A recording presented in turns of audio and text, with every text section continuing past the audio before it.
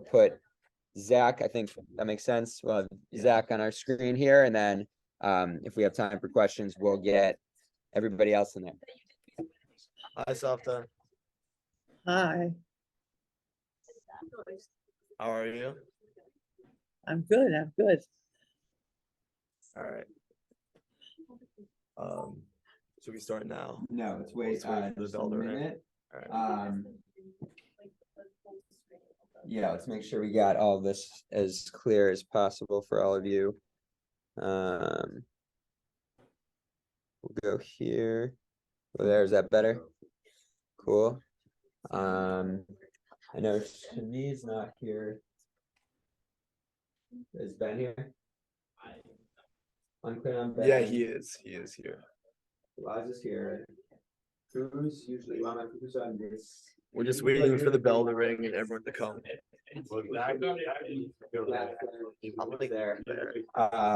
Okay, so everyone, if we can all listen up, I'll move this here for just a second. As you all know, we have a really special opportunity here to hear from Zach's grandmother. We've all been talking for a while to try and get this together, and it's been we're really, really appreciative that Fay could be here to come speak with us about her experiences.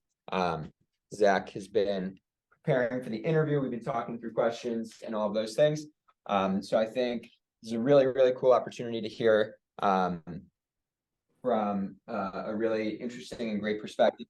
Obviously, we've learned about and talked about a lot of things connected to a lot of the events that we'll be discussing right now.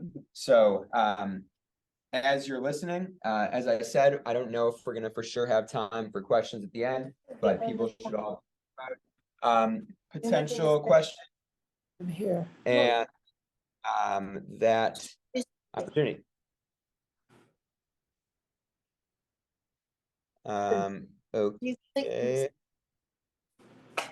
Is that on? You're on the end. Good. Yeah. Okay. All right. So we're gonna get started. I'm gonna let Zach kind of take it from here again. Hopefully we'll have a little time at the end. I think you all saw my email. Lockdown has been changed about 35 times and is now canceled, but who knows what will happen mid-period. So let's hope that doesn't happen. I'm gonna push it over to Zach, and here we go. Hi, Savta. Hi, Zachary. How are you? So our class, Change my chair. Yeah. Why? It's not good. It's not good. Okay, okay. I have to change my chair. holding. Just stand up a bit. I have to change my chair. Here, here. That's better. All right. Okay, Better. that's better. Okay. Can you see me? all right. All Yeah, of we can me? see you great. Okay, great. All right. So our class is titled How the Holocaust Shaped Israeli Society. So knowing that, you were born in Belgium and you spent your first few years in the Holocaust in London, and then you moved to Israel. We thought that you were a great person to interview. And so just to start, can you tell us your what you remember first about kind of the feeling around when the Nazis first came and how you escaped? How you escaped Well, Belgium? I was 5 years old, okay, and we had moved out of Antwerp, the city where we lived. We had moved to a place called Zappan, which is on the coast, because my father felt that if the Germans come in, we wanted to be close to France in order to cross the border right away into France. So we were in this place on the coast, and which was close to Calais, which is a port city of France. So we really didn't see any Germans coming in. Okay, we did. There was, but it wasn't the army. It was just a few Germans that all of a sudden showed up in this place in Calais.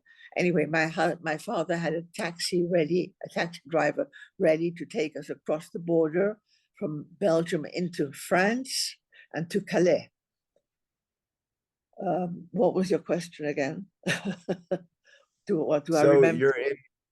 Yeah, you're in the town, right? And then can you just tell a little bit about how you got to Calais and then how you eventually got to England? Okay, so my father had this taxi driver ready to take us across the border from Belgium into France.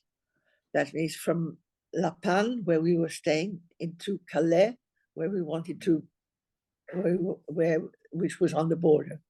So the taxi driver took us and dropped us off at the railway station in Calais. And it wasn't the whole family, it was just my mother, my grandmother, and me, and an aunt with 2 children. We had to divide the families. We couldn't all get into one taxi. And then the taxi driver went back to get my father and my 3 sisters and my uncle.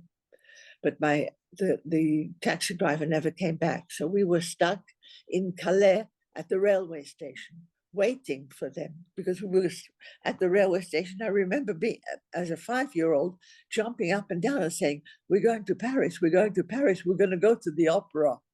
Okay, I remember this. Anyway, we waited. One day they didn't come, the next day they didn't come, the third day they didn't come. And then one day my mother saw crowds of people walking through the main city, through the main street of Calais, and she recognized people from Antwerp. So she went up to them. She said, "Where are you guys going?" So they said, "We're going to the port. There's a ship in the port that is taking on people."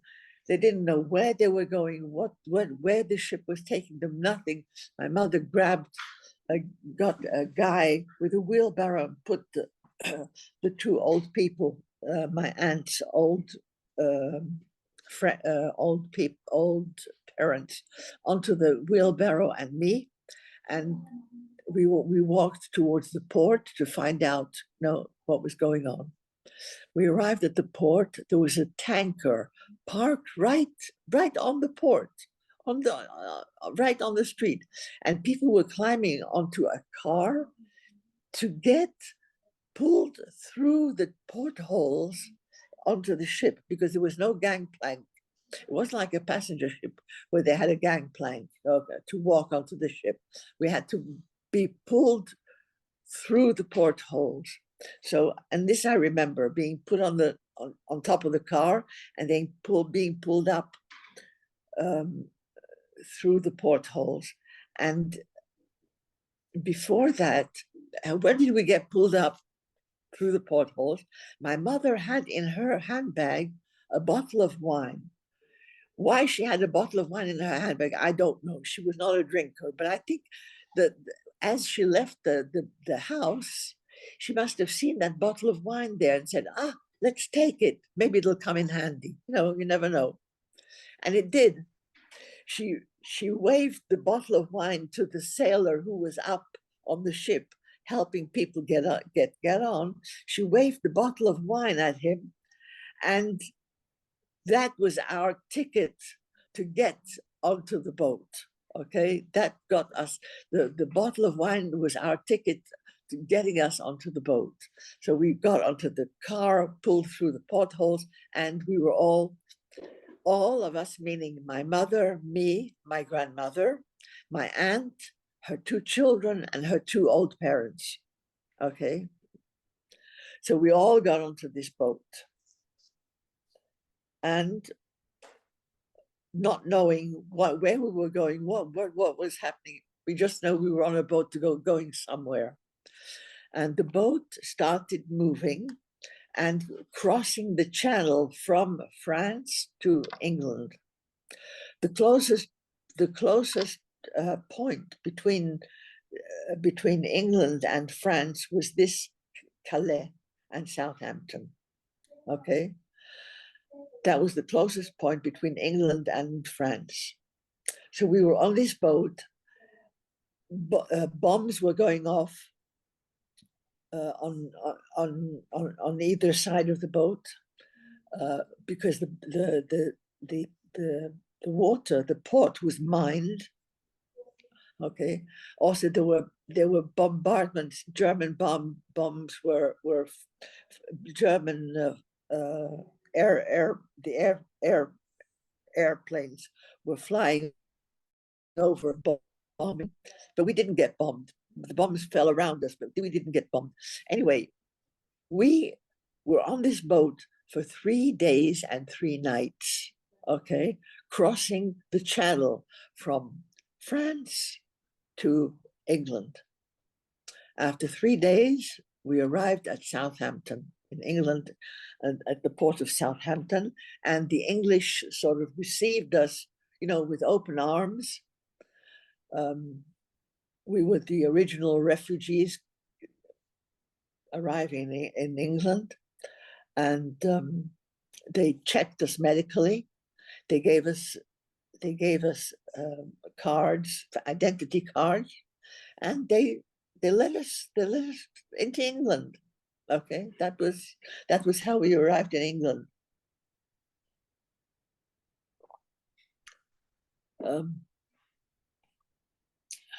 Okay, so then you arrive in England.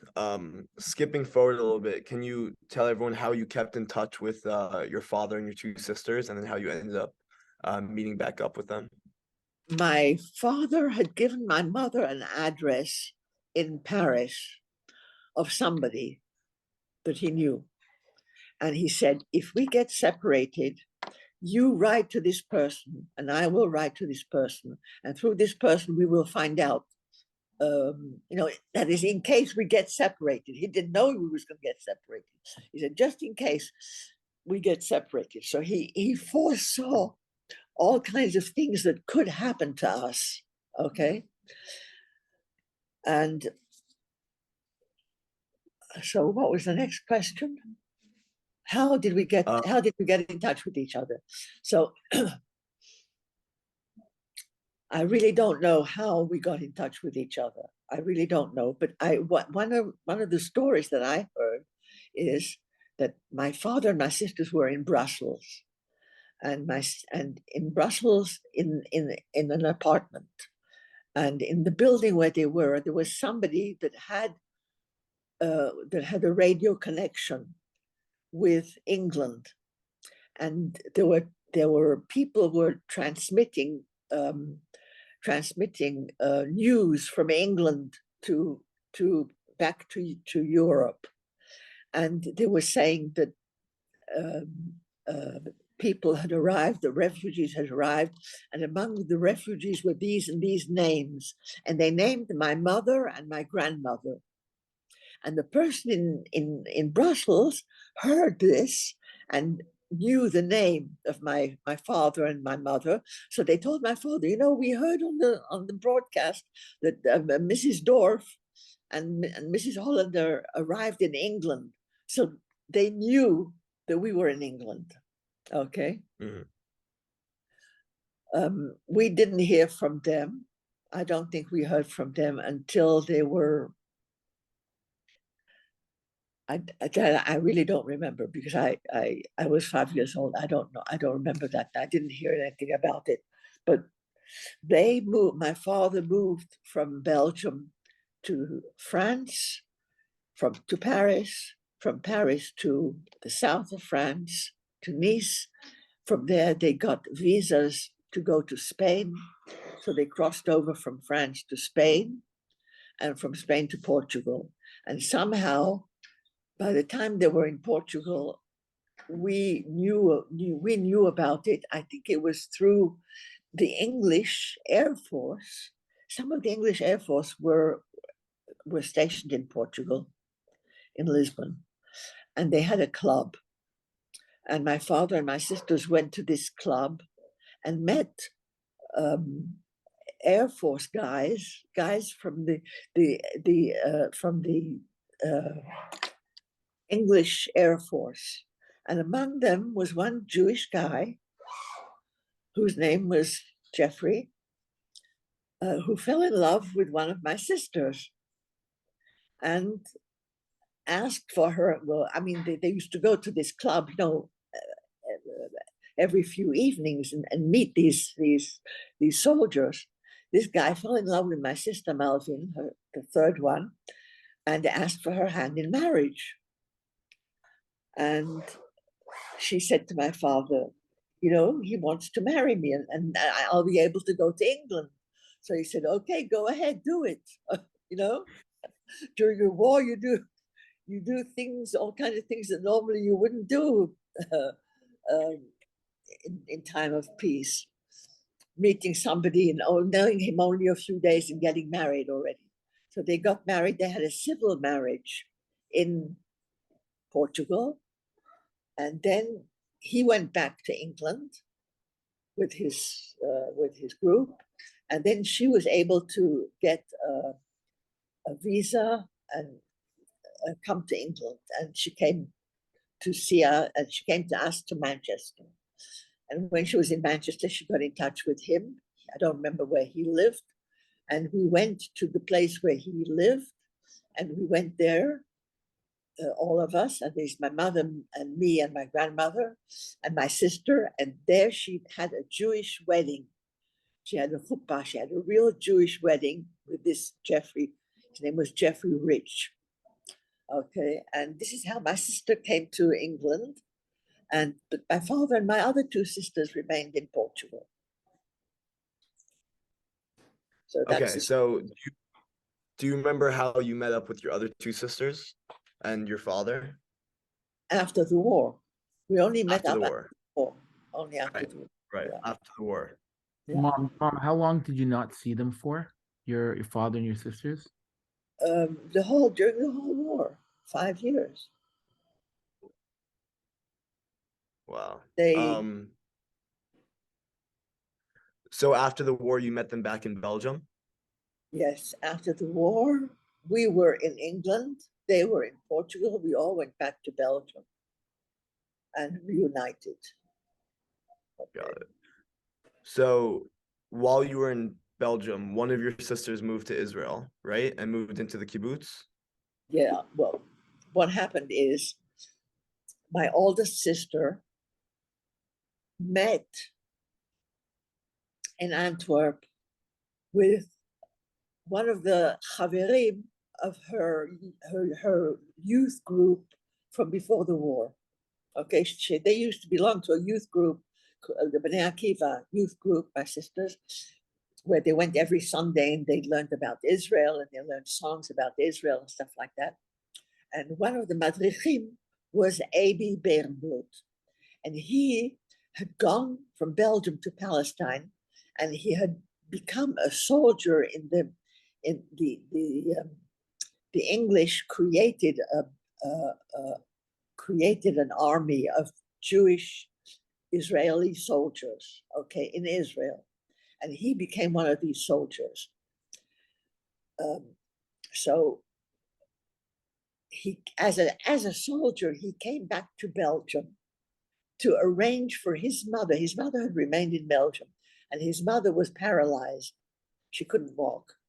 So he arranged for her to be put on a plane and flown to the United States, where she had a daughter. Abi had a sister in the States, in New York. So while he was in Antwerp arranging all this, one Friday evening on the street, he all of a sudden met my sisters and him. They met, they were all going for a walk after dinner on Friday night. And all of a sudden, they see this soldier coming towards them, and he's shouting, "Tilly, Tilly!" And she realizes that it's Abi, and she shouts, "Abi, Abi!" And they meet. It's after the war. People hadn't seen each other for 6 years. They were surprised to see that they were still alive. So it was a big, very emotional meeting under the bridge in Antwerp, where Abi was going for a walk on Friday night with his cousin, and my sisters were going for a walk on Friday night after dinner. Okay, and then all of a sudden they met. So this was a very, very emotional meeting. After that, Abi was invited to our house for Friday night dinner. It was the first time that we heard my father's offered him to make Kiddush, okay, over the wine. So the first time that we heard Kiddush being made in Hebrew, in modern Hebrew, we didn't know modern Hebrew. We only knew the old Ashkenazi way of reading Hebrew. Okay, we didn't say Baruch Atah, we said Burichatu. Okay, so this was a very big thing for us. We actually we were trying not to laugh when we heard him making Kiddush, okay, because it sounded so funny to us. Anyway, he and my sister Tilly started, going out together and being falling in love. And he asked for her hand in marriage, and she agreed. And they had a wedding in Antwerp. They got married in Antwerp. He had to go back to Israel, okay, because he was a soldier. His leave was limited. He went back to Israel, and she started making arrangements to go to Israel also. And they were married. So we even have a picture. The marriage took place in our house. Okay, the dinner was in our house. We have a picture of a group in the house of this wedding, and that's how. And then my sister Silly started making arrangements to go to Palestine. Okay, through Italy, through I don't remember exactly how. I had a chain with a little heart and a little gold heart, and it opened up, and then it was a picture of my father. This was something that they had sent me. They had sent this to me with a soldier to England. They had sent a present. I was wearing this heart on a chain. So my sister Tilly asked me to give her this heart. She said, now I'm going to be separated from the family. You're going to be with the family. I'm going to be separated. I want to have this picture of Papa, of my father, with me. And she gave me something else to wear. Okay, so we exchanged. I'm telling you this story because there's an end to it. Okay. Okay. And she packed herself together and went through Italy. I think through Italy, she went to Israel on a boat to Israel. And Abi, her husband, was the chaver of a kibbutz that had been created still in Europe, okay, of a group of people, and they called themselves Yavna, Kibbutz Yavna. And they established themselves in Israel as Kibbutz Yavna, not far from Rehovot. And that's where she went. We remained in Belgium. At the time, there was a war taking place.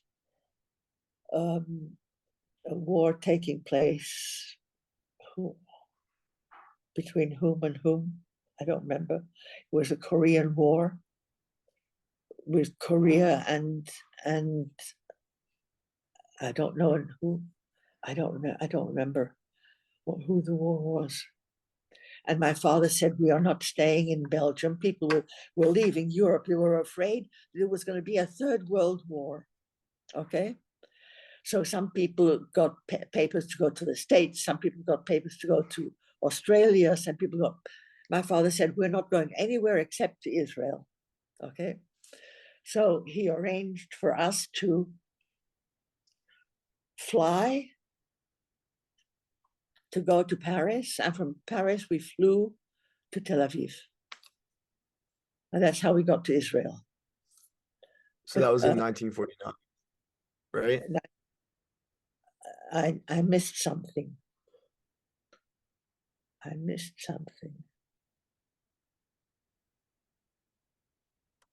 Yeah, we flew to Israel. We went to the kibbutz. We saw Tzili. She already had a baby by that time. Okay. Wow. We arrived in the kibbutz. The kibbutz was still not built up the way it is today. For instance, they didn't have road pathways, proper pathways leading leading from one. They had buildings. They had small buildings, okay, for people to live in. So they didn't have any real pathways. So when it rained, we walked in the mud. It was very muddy. So anyway, we arrived there. We saw Chile. We saw Avi, and we saw the baby. And my father was going back to Belgium to give up everything and to move to Israel. He wanted to move to Israel. So I said to him, instead of going back to Belgium with you, why don't you arrange for me to stay in the kibbutz? I was 12 years old. Okay, arrange for me to stay in the kibbutz.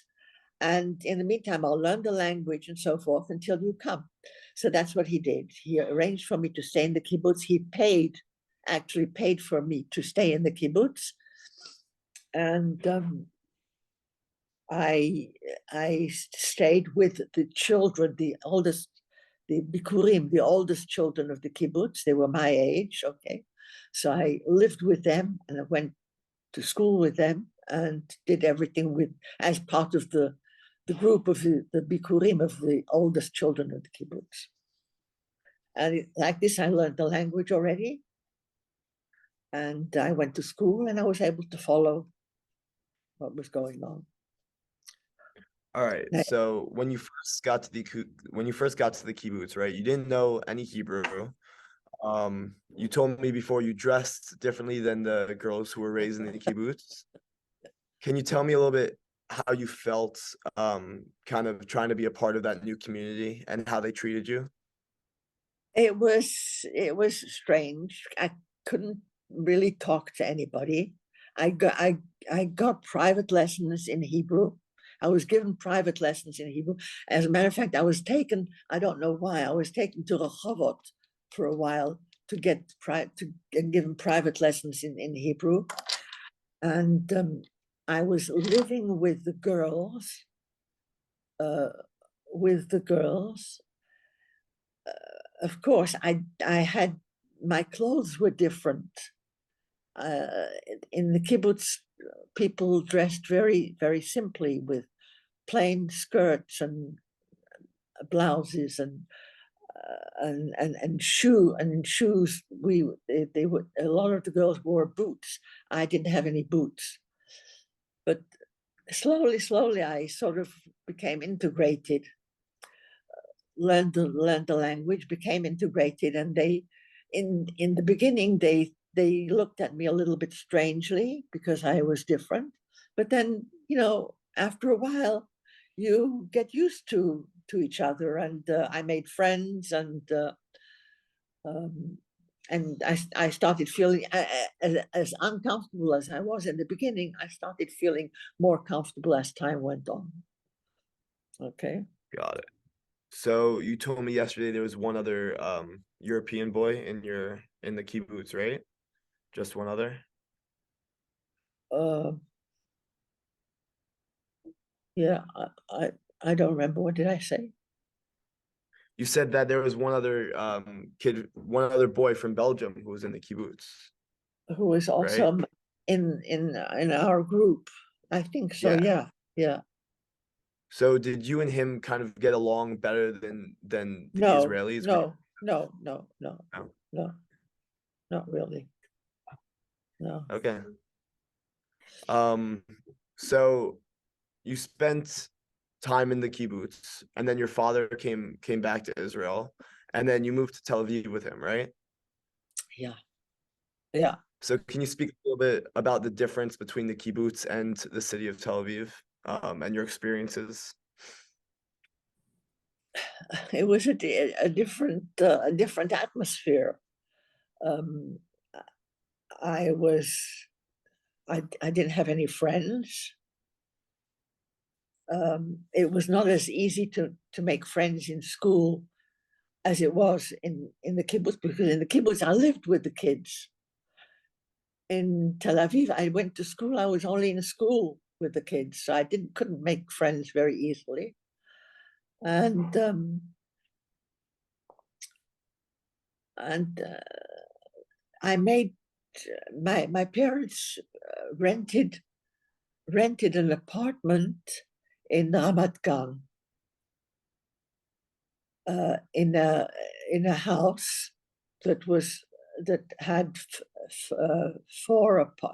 three apartments, and on the main floor, the upper floor of the apartment of the building, lived the owner of the building, Mr. Rivlin, Mr. Yosef Rivlin, who had two daughters and a son. One of the daughters was my age, and her name was Abigail. And I made friends with her and went to school together with her. We went to Tel Aviv to school, to the Pittman School. Pittman was, have you heard the name Pittman? No. Yeah. Pittman was a company that created schools in different countries to teach people English and to teach people how to behave in business, to write letters, to do shorthand, to write shorthand, how to keep ledgers, books and things like that. So this was like a commercial type of school where you learn commercial things. So Abigail and I went to this school in Tel Aviv every day. We took a bus, we went to school, and she became my main friend. Okay, we lived in the same house. We did the same things. We sewed together. We did things together, and she had an older brother who was in the army, and she had a younger sister. And we lived in that house that her father had built. He had built this house, and this house had three apartments. One on the upper floor where he lived with his family, and down below two apartments one in which we lived. So this is how we got to Ramat Gan. And Mom, just on that, Abigail's first cousin, Abigail Rivlin's first cousin is named Reuven. And I'm sure a lot of people. Reuven? Yeah. And remember, he became the president of Israel. Oh, I see. Yeah. Yeah. That's right. His name was Reuven? Yeah. I don't think I ever met him. Yeah. Mr. Rivlin, Abigail's father, had, I think there were 5 brothers. And it was a well-known family in Israel. Yeah. So just for a little bit, let's fast forward to right before you leave, right? The Eichmann's trial is going on. Do you remember anything about that time period during the Eichmann trial? The Eichmann trial? No, very little. We knew it was going on. We knew from the newspapers that it was going on, but that was all. Didn't know. Just what you read in the newspapers.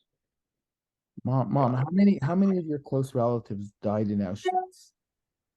Oh gosh, I don't know. I don't know. I have to figure it out. So we only have 5 minutes left. Let's open it up if anyone wants to ask questions. Okay, Savta? What? What did you People are want going to to ask? ask questions. People are going to ask questions. The class. Oh, I see. Okay, go ahead. Anyone have a question?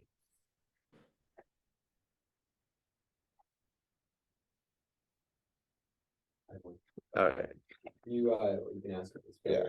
About current views of Israel and how we go back to Israel. So since you left, how did it feel when you would go back to Israel after you left? Did it kind of still feel like a second home? Did it ever feel like home? Yes, it did. It did. absolutely. So how did it feel to go back? Maybe with Zaidi. But I went back after a few years. Right. So, I had changed. They had all changed. All the kids that I knew, they had changed. It was not the same. It was not the same. How did you see, like, how do you see Israel now, or like when you used to go before, just as like a country? Because when you first went, it was like a very new country. And then as time went on, it kind of became more westernized. Did you feel that difference? Yes. Well, I stayed. You see, when I went back, I stayed mainly in a hotel. Right. I didn't stay anymore in the kibbutz. When I went to the kibbutz, it was for a visit, for a day or two. And I didn't feel the kids looked at me differently. I was not one of theirs anymore. I was different. I became what they call burganit, like a bourgeois person of a person of the city. So they didn't pay too much attention to me anymore.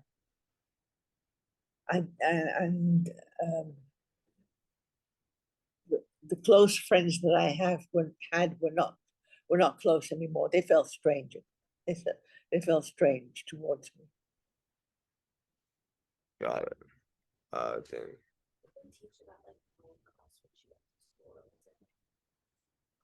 When you went to school, in the kibbutz and in Tel Aviv, did they teach you at all about the Holocaust?